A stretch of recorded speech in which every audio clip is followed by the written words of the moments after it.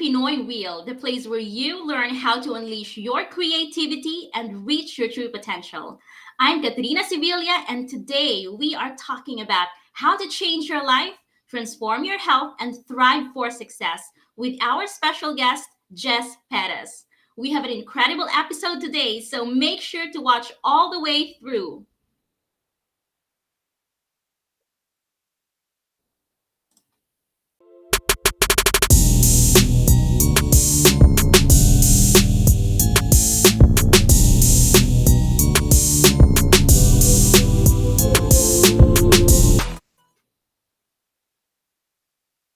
In this episode, we are going to interview a high performance coach and motivational speaker who has impacted many people to thrive in their life, career, and business. He is doing a phenomenal job in helping individuals, teams, and organizations to fast track their progress with proven strategies and tools using the Thrive method that drives outcome results. So please welcome our guest, Gez Perez. Jess, it's so amazing to know how you started pretty young in finding your purpose. So, can you tell us how you become a motivational speaker at the early age of 18?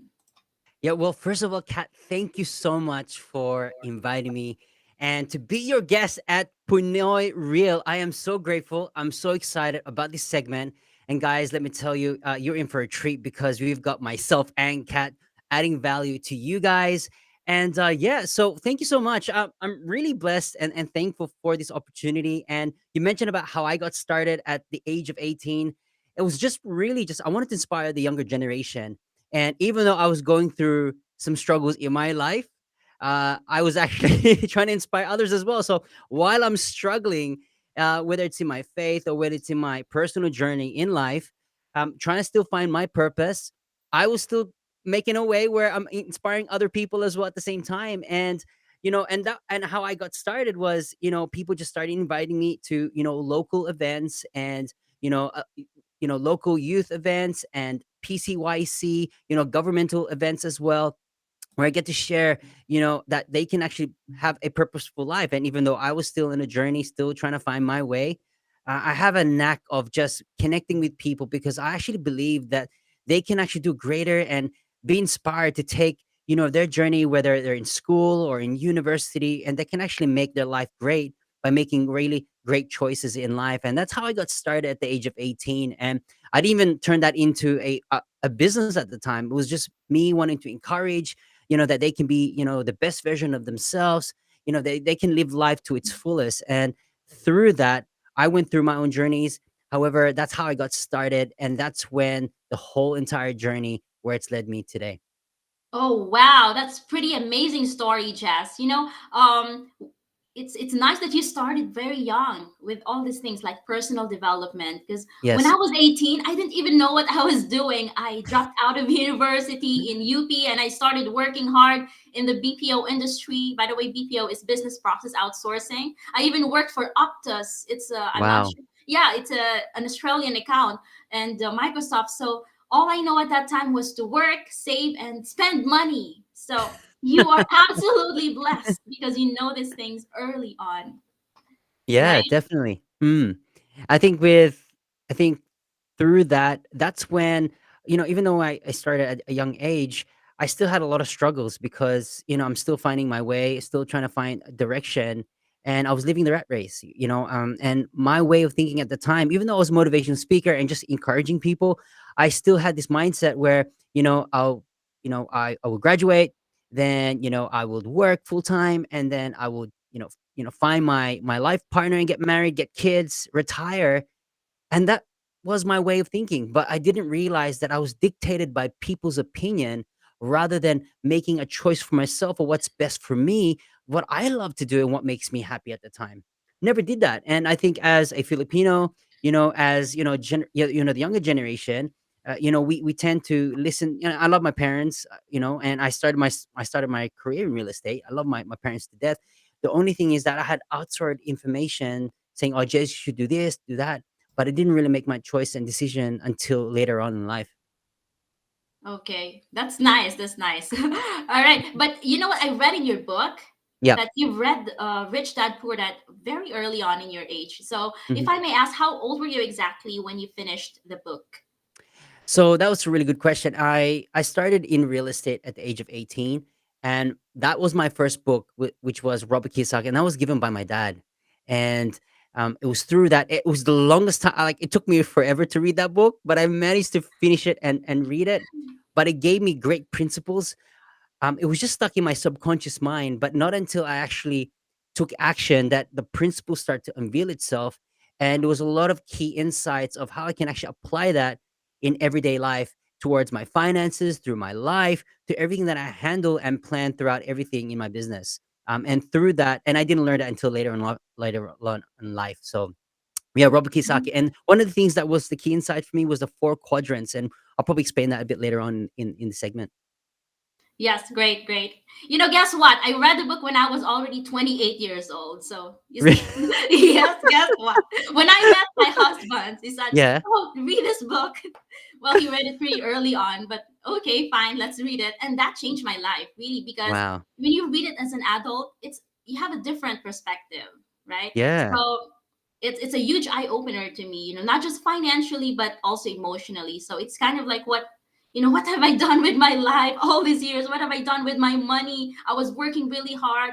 I didn't know about quadrant, the third one and the fourth one. So yes, Yeah. you're gonna talk about that later. I'm super Absolutely. excited. Yeah. Yes. All right. So I want to go to that story when you had a mild attack. Yep. Mild heart attack. So Yep. it's pretty interesting that can happen to any age, right? So Yeah. can you describe to us exactly the feeling or the symptoms of a mild heart attack? Well, I had a bad eating habit, and even before I hit the age of 30, I said, you know what, I wanna earn a certain amount of money, and it was a figure that I really wanted to reach out, and I was working really hard. I was overwhelmed. I was stressed to the core. I was a project manager, and I had Fortune 500 companies. I was working multiple counts, dealing with the millions across around the world, from India, Singapore, America, and Australia, and I was handling that. So I was really time poor. That affected my health, and I really had a bad eating habit. And I just kept on eating a lot, like stress. It's called stress eating, and it was. I did that for 3 straight years. I had sausage naked McMuffin meal. I had McDonald's every day in the morning. I would have ice cream every single time, every dinner, and it just piled up. And because of those bad eating habits, it started to affected my health. And I was happy on the outside, but in the inside I was suffering. I was just indulged with food and junk food, and I thought that was my comfort food. And then and how I experienced those symptoms is that I was halfway walking, commuting to work in a train station, and that's when it happened. I walked halfway, and then my heart was pulsating fast. I couldn't breathe. My ankles were swollen, and I was just a really heavy guy. And I was stuck there for 5 minutes, completely silent, and I didn't know what to do. And then life just hit me. And then I was thinking, "Oh my goodness, I'm not gonna get married. I'm not gonna get any kids. I'm probably gonna die now." And all these negativity, all these things, all the rush of emotions start to happen in my life. And that's when I made a decision. I didn't have any personal development at the time. Didn't know how to do it. I just said, you know what, I'm gonna change. And then I went to work. I came back, and then I went to find a news agents, where they sell newspapers and magazines. And I said, you know what, I want to find Men's Health magazine. I want to find out who's got the most sexiest six pack abs, right? And like, and I didn't have, and it's called the power of visualization. Didn't know understand at the time, but I took the magazine, I cut this guy out, and I took off his head off, and I put my fat face. I literally cut my fat face. I put it in the six pack abs guy, and I was looking at this door, for 16 weeks. Right. And in that journey, I said, you know what? I can't do this alone. So I invested in a coach. I invested into a nutritional coach and a personal trainer. And then within 16 weeks, I lost 30 kilos at the time. And it was through that it realized that the only way through transformation happened is through your decisions. And so these mild symptoms really pivoted my life to really change my life completely. So yeah, it's not a good feeling to be at that health, and we are responsible for our own health. And if you don't look after your well-being, then life will take its course. It's not until you actually take ownership to say, you know what, I don't want to go live that way. I want to live a better life because I know that I've got more years to come. You don't want to shorten it, right? And we can't blame the world. We can't blame the situations, right? It all comes to our own choices. And so if you and health is pretty much your wealth, right? If you can't perform better in what you do, whether it's in your career or in your life, in your business, in your relationships, there's no energy. And particularly if you have kids, right? They take a lot of energy out of you. And if you can't able to supply that, right, then we probably need to look back and really look in the mirror and say, what are the things I need to change right now? Because I don't want to affect my health, right? It may not hurt you now, but in the long run, it's going to hurt you. Right. Wow, that's truly an inspiring story, Jess. By the way, I want to say hi to all our viewers. We've got Tin there from Makati. Hi, Tin. Hi, Tin. Thank you for watching. We've got Glyza Perez from Sydney, Australia. Hey there. Hey, Glai. Hannah Borja, thank you so much for watching. Gabe Amor and Renaat Sioncke, my husband, watching in the other room. Hello there. Hey. Hi. Hey there. Thank you for watching. You know what? When you told me about that story, I was like, wow, that's an eye opener. Hmm. Because I remember when I was working in the BPO industry, I was also into eating a lot. I didn't get too big though, but that was super unhealthy. I kept getting sick a lot of times, and that Yeah, wasn't good. So I never wanted to. From now that I know how to, you know, do my stuff like with my health, then I will never go. Will never go back to that situation anymore. absolutely. And it's really important Yes. to be in that environment as well of support. And if it wasn't for, my fiance back then or my wife, which is now Hannah, and it's a supporting environment because you can't do this alone and you need to be accountable, not to yourself, but with other people. And that's how I got my body transformation. It's not because I was amazing and I was really that good. I had people around me. And, I was part of a group. We're kind of in the same journey. And this is the reason why you need to be at a vulnerable state to really let your guard down and say, "Hey, I do need help, and I want to be part of a group so we can support each other." Because when you are accountable, so when it comes to successes and transformation, particularly transformation, two things: responsibility, know that you need to take ownership, and second is the environment that you're in. So if you're a part of an environment that support, that loves you, then you're gonna take it with that next step in making it happen, and that's really important to have that supporting network. And I'm really thankful and grateful to people around me that made it happen for me and was able to take that step as well. Wow. And the good thing is that you really take a step right away. You're an action Absolutely. taker. Yes, you have to be. Yes. Yes. And that's why you get results. Absolutely. Yes. So I read in your bio also that your resilience and determination stem out from your mom, who was Hmm. diagnosed with breast cancer in 2005. And great that she's now cancer free. So thank God. Yes. I could really relate to that story because in my mom's case, she battled Mm. diabetes for 25 years. So how did you deal with such a difficult situation at that time? I think my mom, has strong character of faith, and growing up as well, being surrounded with positiveness and faith and resiliency, and that's how my siblings as well really got that trait from her. But it was just that determination. She was just determined. Like regardless, she's like, if you know any Filipino moms out there, and those you are watching, Filipino moms are determined. I mean, like they will get what they want, and they're so singular focused that if they're in that situation, I mean, like they've got it's different when you have like a father and a husband, they have a different trait. But with mothers, like particularly my mom, man, she doesn't back down. And through her faith and through her strength of courage, she's able to, even though she was, you know, suffering or having those challenges, particularly with her health, she was able to still smile, still able to believe and have faith that everything's going to be okay. And even us kids and my dad being, being so, and my dad being, really worried about life and what's going to happen next. But us as a family, we, not only that we prayed, but we believed. And for my mom, she didn't care. Like she just was determined and to really see it to the end with breakthrough and victory. And I think that was her mindset, right? Her mindset was all about, I'm gonna get through this, I'm gonna battle this out, and I'm gonna be okay. And through the journey, she was able to keep that resiliency, that thickness of never giving up, never losing hope.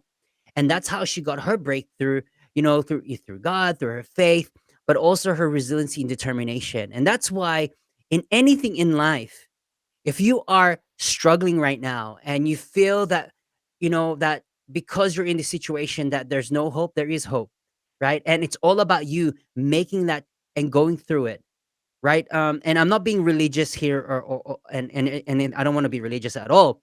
But in Psalms 23, it says that I walk.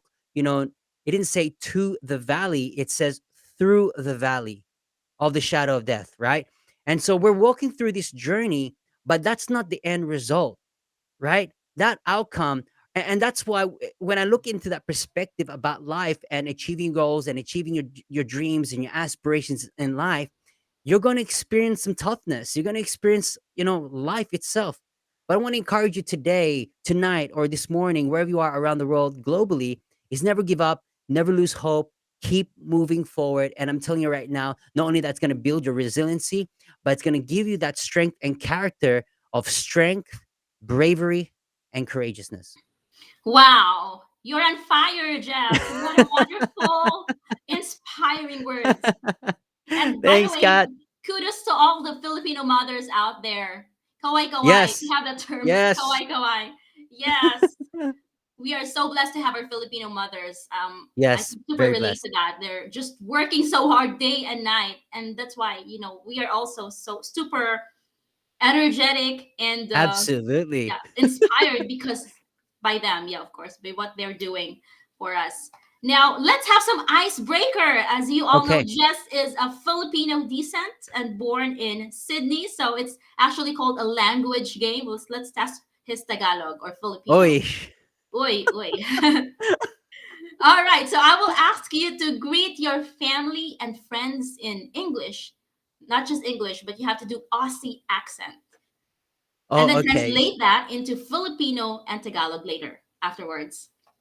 Okay. So, Is that if I was okay? gonna, yeah, that's fine. So, all right. So, I can really put an Aussie accent. I mean, like, okay. So, sometimes when you're with Filipinos, you know, like us, we're really good chameleons because when we speak to Filipinos, we kind of mold into that.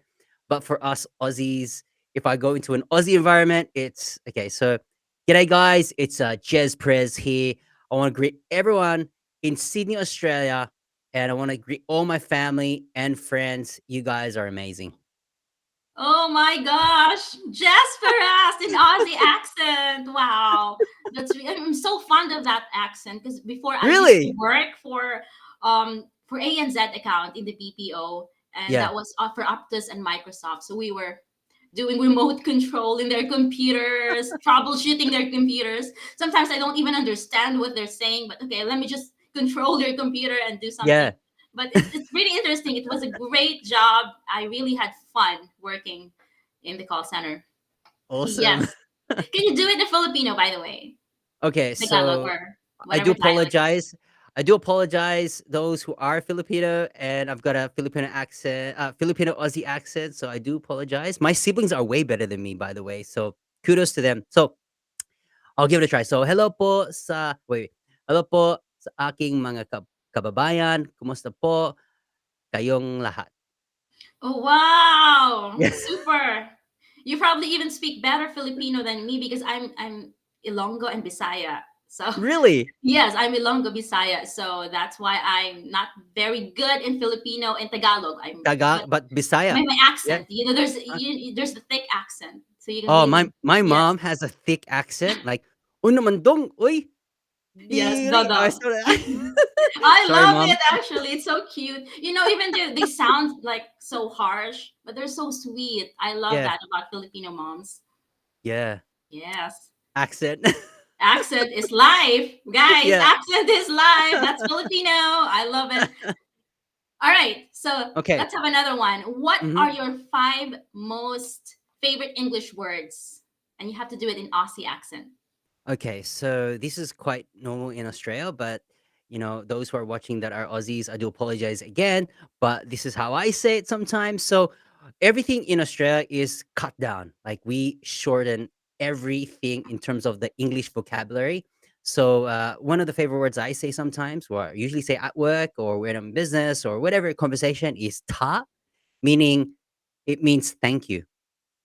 Oh, Yeah, so ta. that So is you don't say thank you, say oh ta.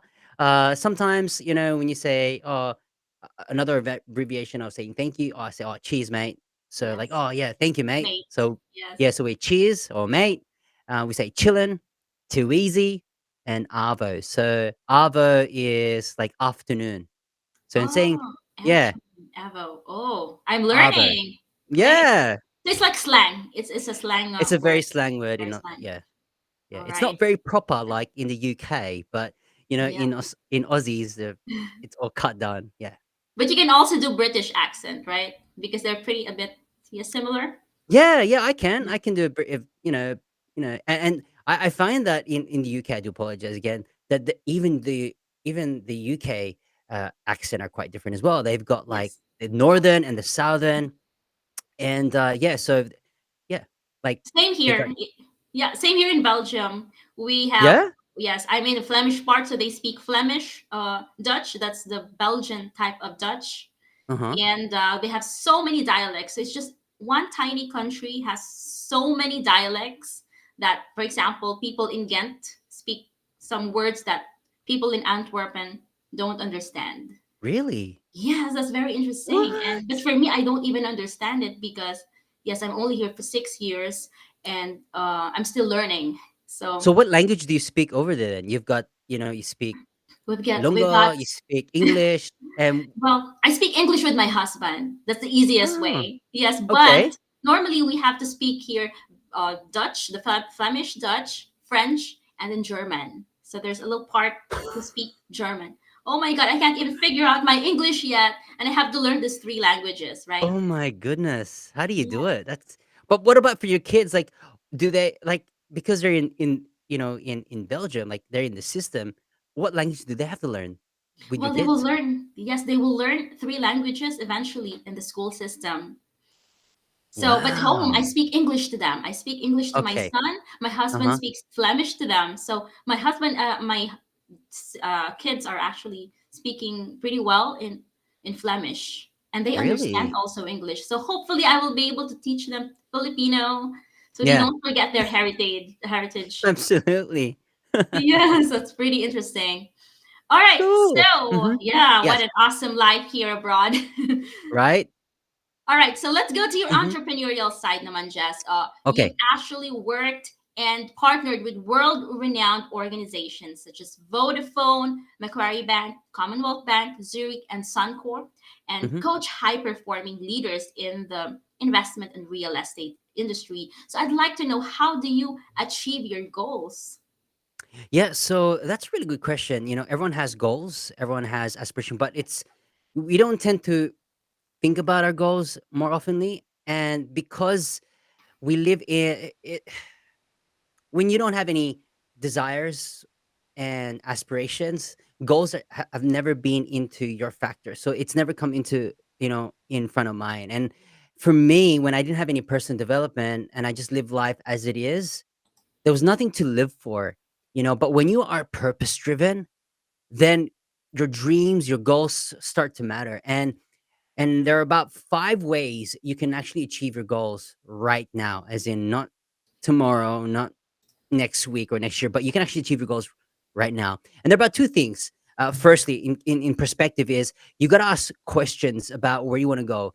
And then the second part is, the strategies and how you can achieve that. And so one of the questions that you probably need to ask is, where do you want to go? How do you get there? What's really important for you now? And how do you measure it? And what can I get better? Right. And these are the important questions you need to ask, because you know, if you want something in life, you got to have a plan. You got to have a visualization to where you want to go in life. And you got to find out what's really important for you, right? So there are about five, key strategies that I really simplified it. They're about 12 steps, but I bundled it all together to make it more easier for those who are listening right now that you want to start achieving. And I'm telling you right now, you can make it happen. Trust me, you can. Firstly, you got to start with your why. Why do you want to do this? And you got to have a desire. What is that desire inside of that you want to really want to achieve? And there are different factors. So I don't want you to get overwhelmed. I don't want you to get confused. So, how do you want to improve in your life? Do you want to improve, in your health? Do you want to improve in your relationship? Do you want to improve in your personal life? Do you want to improve in your business or your career or your spiritual life? And there are the five pillars of life. And you can imagine, right, that we need to find balance that's going to give us more passion in life, right? And we'll talk about that in a later segment. But you got to find out what are the desires for you. So you got to write that down, and you got to start thinking for what your desires are. Number two is, what is your internal beliefs? Your internal beliefs. And we'll talk about why we need to really anchor the positive, empowering beliefs. And you got to figure out, what you got to have that internal belief that, yeah, I can achieve this, right? So you got to have that decision. So you got to desire, make a decision. And this is really important. You got to write it out. You got to write out your goals, because if you don't write your goals, it's just a mere wish, right? If you don't write it down or put it in your laptop or your tablet or even your notebook, if you don't write your goals, you're never going to achieve it, because it's not in front of mind, right? Because when you subconsciously, psychologists have said that if you write something down on a piece of paper, you are committed to this, right? And so you got to write it down strategically. And the second or the fourth part is, you got to figure out, and you have to put a deadline date. So what is your deadline date? That's number four. Because you can write your goals, but if you don't have a date, you're not accountable to it, right? So it's important to write your date. And the final thing is, you got to visualize your goal. You got to see it, right? What would it be like and feel like to actually achieve your goals, right? And then you got to take action. And you got to never stop. So this is where we are. All right. So think about it as a bridge, as an analogy, as an example, right? On the left hand, on this side of the bridge, which is probably, if you visualize it on the left hand side, right? You got to cast your vision. You got to see it through it, but you're not there yet, right? And by casting your vision, you got to have the mindset to believe that you're able to achieve it. But in between, from where you are and where you want to go, is that middle part to walking through, and that is taking action, right? But you got to take the right action. You got to take the right strategies, right? Because if you take action with no strategies, Yeah. it's either going to take you longer, you're going to get confused, and you're probably going to be overwhelmed and procrastinate and stay where you are. So you got to take the right strategies, right? You got to put a deadline date, and then reaching to the other side is your goals, your dreams, and your aspiration, right? And you got to take that first step. But it starts with your mindset. So 80% is your mindset, 20% is your execution, but it's that 100% of determination, discipline, focus. And that's how you're going to get there to the other side, by achieving your goals. So if you put a plan, right? You put a date and you make it happen, you're going to get there faster than ever before. Wow, amazing. Thank you so much, Jess. So I want to do a quick recap. The first one is start with your why. Yes. Second is external beliefs. The third one, what was that again? Sorry. Yep. So the third one is, you got to write your goals Yes, down.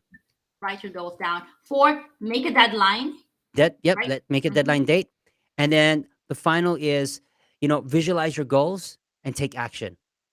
All right, there you go. And then take the right actions, right? Massive Absolutely. You got to take the right actions. action. All Mhm. right, not just doing without any plan. All right, that's such a gem. Perfect. Wow, Yeah. I am learning here. I don't know about you guys. If you do have questions, drop them down below. I really want to hear that as well. And probably if we have time, hopefully Jess can be able to answer your questions. Absolutely. Yes. Love it. Mhm. All right. So let's go to procrastination thing, Mhm. because I know this is a Yeah. big thing for you as well. As a Yep. high performing coach, like running a high performing team, what Yep. advice can you give to those who are inspiring or aspiring entrepreneurs or starters on how to overcome procrastination in their businesses? Yeah, so that's a really, really good question. And procrastination is really real. And the only way you can kick the procrastination out is by taking action. And again, we need to internalize it first, because, you know, we we say we're going to take action, but there's certain things that we're going through in life. And, procrastination is also similarly to lack of motivation. So there are three things that we need to address, how we can really overcome it, really take, a different type of strategy, and really understand it first and internalize about procrastination and what we can do. In my podcast, I always say I'm a former procrastinator into an action taker, but it really just takes that step forward. And I tell you what it is. The reason why people lack motivation or have procrastination is because of their reasons. Their reasons are not big enough. That's a really good question. Uh, Actually, I'll put that into procrastination. How much action is needed to succeed? And that's really good. I love that question. So I'll answer that next. So, Yes. but the three things why people lack motivation and have procrastination is because of the reasons. Your reasons are not big enough. Your goals and your why is not big enough to move you. If you play it safe, right? And you play it safe, you're not gonna, it's not gonna move you, right? Because you're there comfortable. Now, you said in your introduction, Kat, about unleashing your creativity, etc., right? Well, greatness does not happen in your comfort zone. It really happens when you're outside your comfort zone, right? And so that's why reasons is not big enough. Number two is that a decision, right? You haven't decided yet. You haven't decided what you really want. Because if you really want what you really want, then you're going to be determined. And regardless of procrastination, regardless how tired you are, because you've got that desire and you made a decision, you're going to make it happen. It's like this, Kat. And you got beautiful kids, by the way. And so as you have newborns, right? And you have newborn kids and now they're grown, but during that stage in life, you don't sleep in. If the baby is crying, you will get up on your feet, tend to the baby, have the baby fed, have them tucked in, etc., or change the nappies. There's no decisions at all. You make it happen, right? So Right. if we put that in perspective, that it takes that decision to say, you know what, regardless, I'm gonna make it happen there's there's a decision factor. You're not gonna let your child cry all night. You're gonna tend to it. And regardless if you're tired or not, because there is love, the desire, you want to tend to your child, you make it happen. So a decision. The last and final one is situations. The reason why people face a lot of challenges in procrastination and lack of motivation is because of their situations. They allow their situation to become a problem. It's like this: people create a problem that's not even a problem yet. Have you experienced that before in life where oh, this happened, but it really didn't happen until you kind of said it, right? And so people they so comfortable with their situations and they put excuses. Oh, it's because of COVID, or it's because of this, it's because of this person, and they like to blame, right? And that's why it's called victimization. People put themselves in victimization because it's easy to get there, to blame people rather than them to stepping out and taking the courage to step up and take action. And so they allow situations, right, rather than decisions and passions and purpose really take over to actually remove or fight through the procrastination. So one is the reason, second is decision, and the third is situations. Good job, Jess. Thank you so much. Now, we've got two questions here already in the comments Mm-hmm. section. Let's have first Renat. Like, how much action is needed to succeed?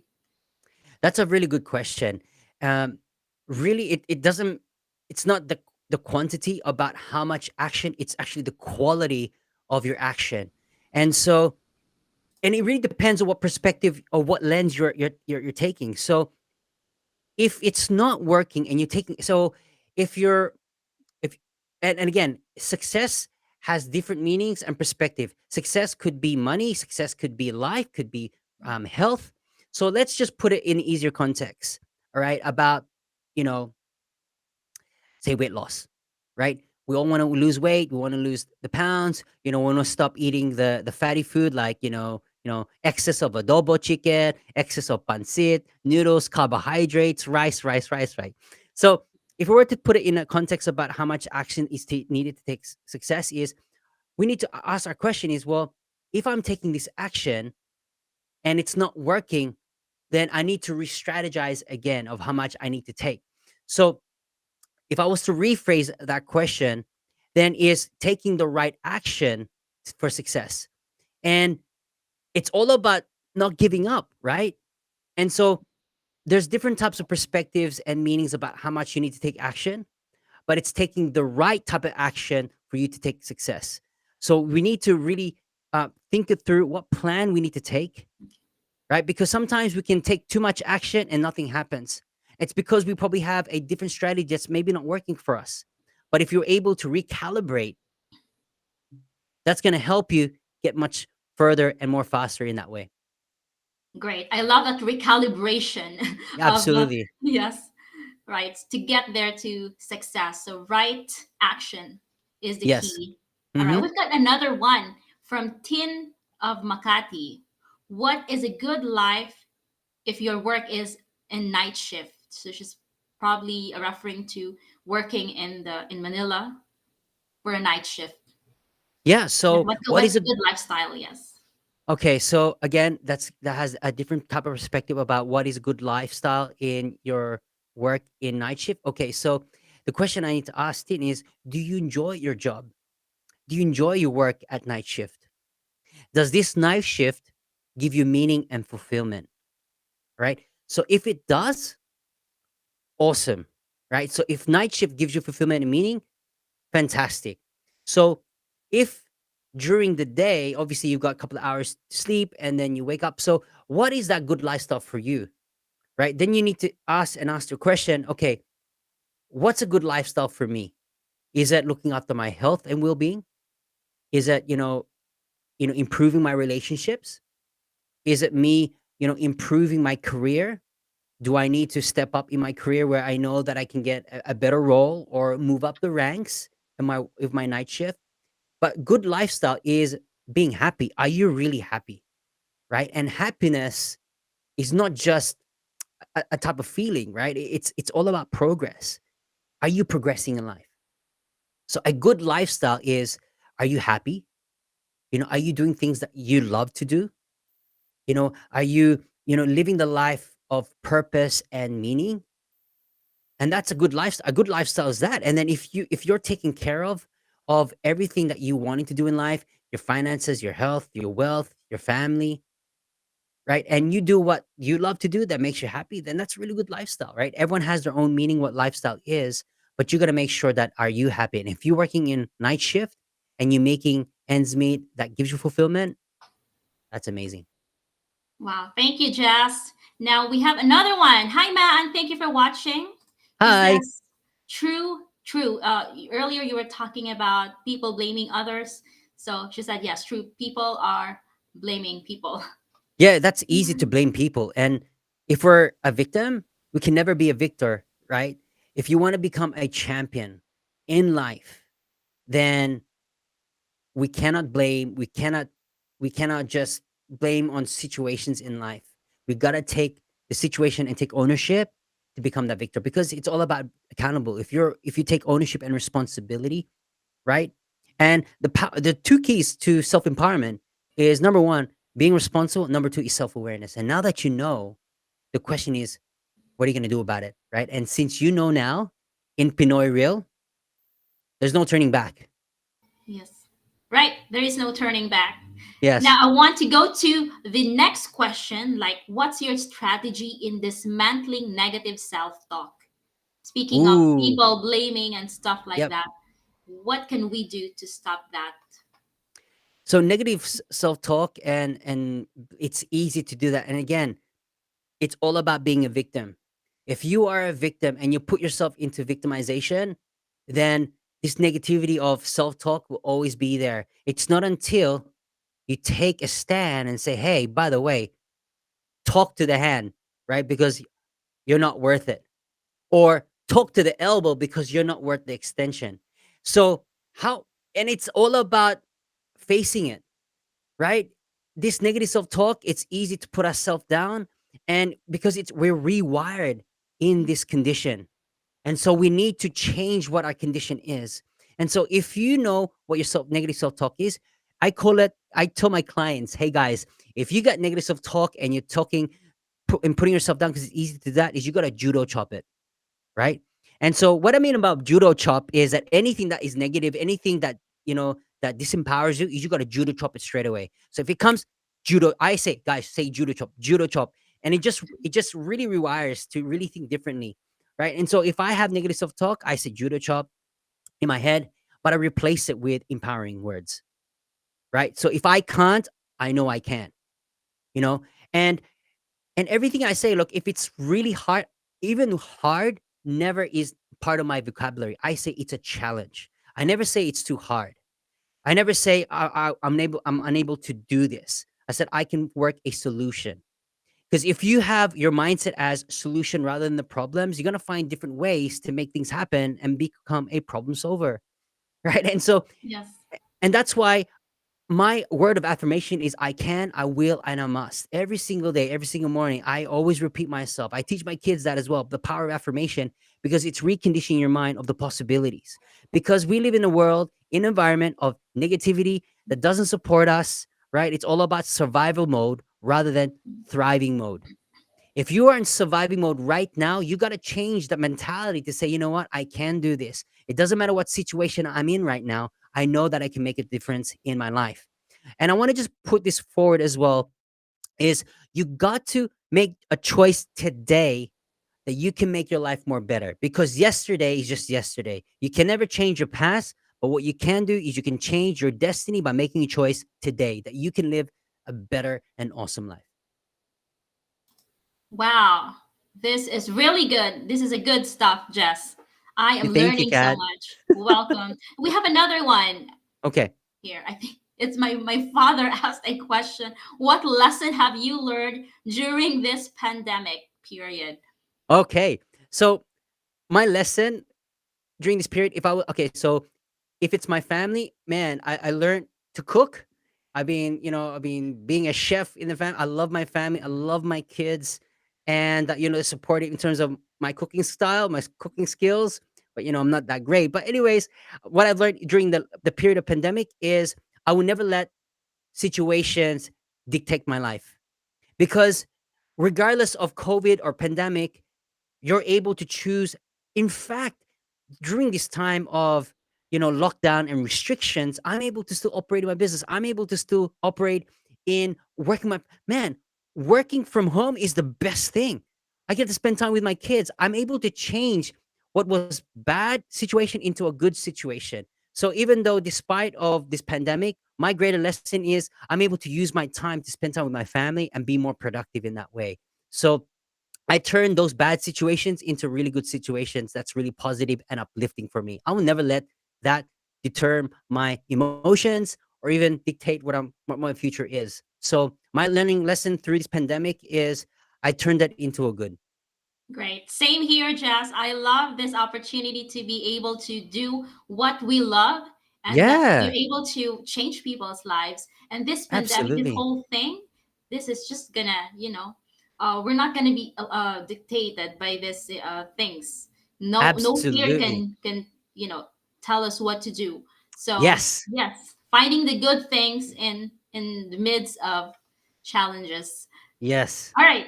So let's go to another one. I would Hmm. like to ask you this very important question, which has to Yep. do with mindset. Yeah. So, with COVID-19 impacted many people's livelihoods, especially our fellow Filipinos and Hmm. kababayans in the Philippines. My question is how to escape from a poverty mentality mindset in this time of COVID? That's a very good question, and it all stems to your belief systems. I've done, I've done about 1,800 coaching hours. And through those experience of those coaching hours, coaching clients and professionals of different type of industries and niches and categories, I find there are four main belief systems that I want to share with everyone because I believe this is this is really relevant to in today's. So when it comes to the poverty mentality is your belief system. You got to deal with your BS belief systems, right? In order for you to move to abundance, to have that experience of no lack in your life, is you got to deal with your belief system. So there are four types, and this is no in particular order, but based on my experience with people that I've coached for many, many, many, many hours for the last couple of years, I found there are four main belief systems that people are stuck with that unable to reach beyond abundance mindset to really live a life of what they really want to do in life, right? So number one is identity, right? And so particularly with certain countries and certain environments, they base their life on identity. Why? Is because, all right, for instance, because of my family, okay, this is the identity. Because of my family situation and because of my family environment, I'm gonna live like this. So, say for example, a blue collar environment.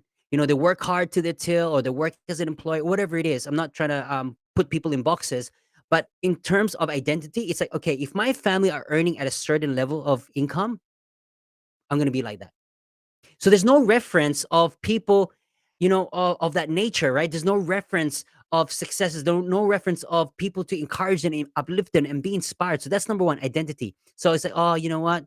Because they're like that, I'm gonna be like that. That's it. Number two is spirituality, right? People tend to think that if I focus too much of money, I'm going to lose my spirituality. I'm gonna lose my faith, right? And some religious organizations do teach to become content. This is what you have, stay like that, right? And I'm not bagging out any religious organizations, but there are certain teaching that people tend to think, that if you focus too much on money, right, you will lose your faith, you will lose your spirituality, right? In fact, that's not the case, right? And I know people might think, "Oh, Jez, but your money's the root of evil." No, I'm not talking about that. All I'm talking about is the people, how they run their system about what money is. So spirituality. So they live in life content, but they know they're suffering, right? They can't improve their financial status and their financial well being. They can't even look after their family because of the spiritual aspect, right? That's number two. Number three is all about you know a belief system of people are rich and bad people, right? So, and this is not a positive connotation, it's really negative, where they grow up that and having the mentality of rich people are bad people. They take everything, they take all the resources, they leave no opportunities. Rich people are just greedy people. They're just obnoxious. They think they're all that, etc., etc., right? And so that's the mentality. So they're stuck with that. Fourth and final one is worthiness, right? The belief system about worthiness. I'm not worthy to attain that wealth. I'm not worthy enough. I don't deserve that type of wealth anyways because I'll probably lose it, right? That worthiness. I'm not worthy. I'm not worth it, right? And that's the fourth belief system. Now, this is the kicker, and I want to really pay attention to this because it's really going to change your life. It changed my life as well. In order for you to shift from abundance, is you got to deal with BS. But this is what happens in our life. Our subconscious mind always protects us, right? It always protects us. And so if we wanted to do something good, we want to do something great, we want to be successful in life, whatever success means to you, our subconscious mind will always protect us, not until we deal with it and change our belief systems. It's like this. When I want to do something successful, why do I always go back to this mindset of I can't do it anymore? Is because your belief system about rich people, right, are because you've got a mindset about what rich people is. Your subconscious mind is telling you, hey, do not become like a rich people because you're going to become greedy. You're going to become this and that. So every time you want to step forward, your belief and your mindset's pulling you back because your subconscious mind is attached to that belief system. But when you change and say, you know what, I'm changing a new belief system. From now on, I'm going to change my consciousness. I'm not going to do that. I'm going to turn and change my words of about what abundance or, what money means to me. And when you change the words and you change that belief, then you're one step forward in abundance. So belief system. So that's how you deal with poverty mindset, right? People tend to think it's all about mindset, but it's really about mindset and execution. It's about taking action, and so action is really the key to get out of poverty, right? It's not about mindset, and you do nothing about it. You deal with your belief system. Number one. Number two is you make a plan on how you can get out of that poverty, and number three is take action. Right? It's all about becoming a champion by taking responsibility, and that's how you're gonna get over this poverty mindset. And you can do this, and I know you can. Yes, that's true. I like that taking responsibility because no one else will do except you yourself. I Absolutely. love that. All right. Now, let's see. By the way, I want to congratulate you for being listed 10 in the top 20 podcasts of Australian inspirational Thank you. podcasts. Wow, that's really good job.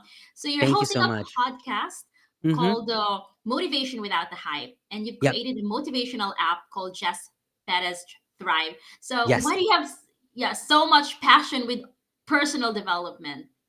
You know what? I'm glad you asked that question. I'm a huge advocate for personal development.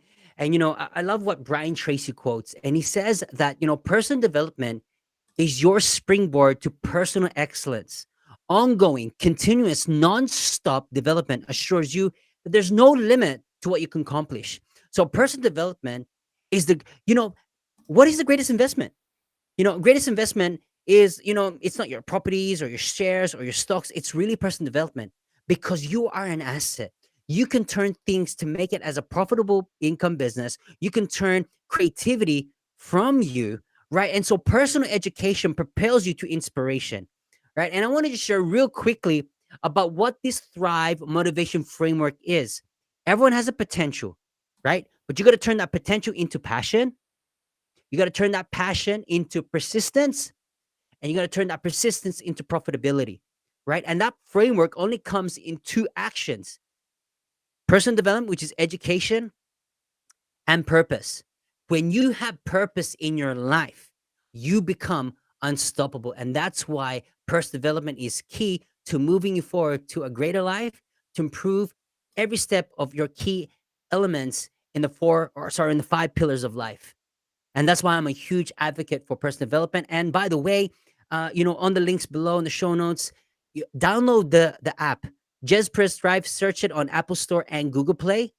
It's all the content you need. So it's all the inspirational content, audio, video, everything there for you right at the scrum of your thumb, which is the motivation app. It's gonna bless your life. Yes, go ahead and download that link below. There's a link on how to get the app. All right. Yes, so I also watch your videos. You are really super energetic, Jess. It's Yeah. amazing. I'm so blown away how much energy you have.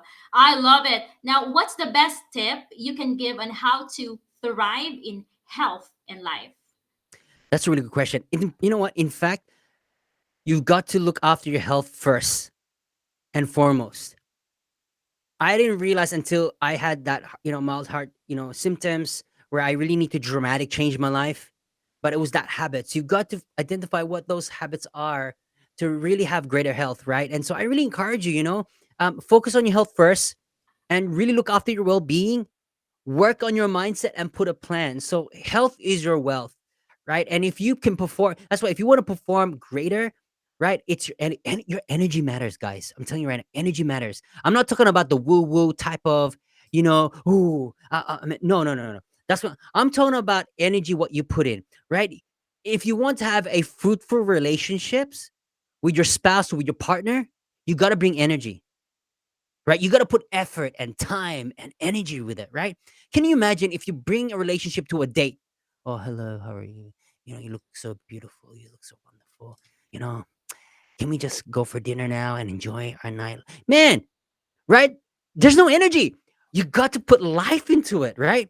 So that's why energy matters to everything in life. Your business, your career, your relationship, energy matters. But energy comes through looking after your well-being and looking after your health. I'm not telling you to lose weight, right? I'm not telling you to, shed a lot of pounds and kilos. All I'm talking about is look after your well-being, have self-care, right? And make simple steps. Whether you need to walk, 10,000 steps or 5,000 steps. Make incremental steps to improve your health, whether it's your eating habits, whether it's your mindset of your well being, whether it's like your your health in general and what you eat. Work by the means and don't overeat. Get some help. I suggest, if you need help, get some help, right? Get some guidance. And that's the first step in how you can thrive in life, in your health, is by doing that first, is focus on your health first. All right, there you go. Focus first on your health and get some Yes. help. All Yes. right. 100%. Okay. So, no Pinoy real guest leaves the interview room without sharing their favorite inspirational book. So, what's your favorite book and tell us about it? Okay, so for business, it definitely reached that poor dad. That's because it's the first book I ever read. but it was the four quadrants, you know, the employee mindset, the self employed, business owner, and investor. And that really changed my life. When I later in life, I start to be an advocate for personal development and books. I consume books. Uh, and again, the most important book in my life is I'm not being spiritual, but I love the Bible because it's got cool stories and every aspects and principles. Even through my business, in terms of principles, are derived from Proverbs. Everything that biblical principles in terms of kingdom business is all taken from Book of Proverbs that I've taken in my life.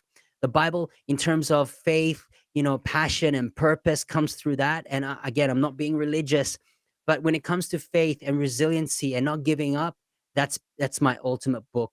But then other books, business, awesome, but that would be my ultimate one. Great. I love Bible too. Thank you. All right. Now, Jess, thank you so much. This has been super productive interview. Can you Thank you. tell our viewers how can we get in touch with you? Yeah, so guys, with the links below that's provided by Kat with Pinorio, which is they're a it's just been a fantastic interview, by the way. What you can do is, if you want to learn more, I've got free resources that you can access right now, which is the free resources, and you can have. I've got a program. It's for free, 21 days of becoming unstoppable. You can download that for motivational resources. I've also got a discovery. So if you feel and led and it kind of resonates with you today and you want to have a strategy call with me personally, that's complimentary. 45 minutes. I'll spend time with you and we can put a game plan of action for your life and your business or even your career. That's a 45-minute complimentary session with me as a discovery call. And then also the motivation app, which I've mentioned earlier on as well. And I've also got all those information. You can reach out to me, but also to bless your life as well. But I'd love to connect with you. Those who are in Brussels, in Belgium, and in Europe, all the way through Southeast Asia towards the Philippines, right here back home in Australia. Guys, I would love to connect with you. Just use those links and we can go from there. So thank you so much. And by the way, Kat, you are an amazing podcast host. And thank you so much for this opportunity to add value to your community. You're most welcome, Jess. Thank you so much for this great opportunity to have you on Pinoy Real. So, also, before we let you go, I want to just tell our viewers that my ebook entitled Build Your Home Business the Right Way is finally complete and ready for download. Yay! So, get your copy on the link below. All right. So, guys, thank you so much for watching this live interview. I'm so blessed to have you, Jess. Uh, thank you for sticking with us all the way through. Enjoy your weekend, guys. Till next week for another exciting interview. Bye.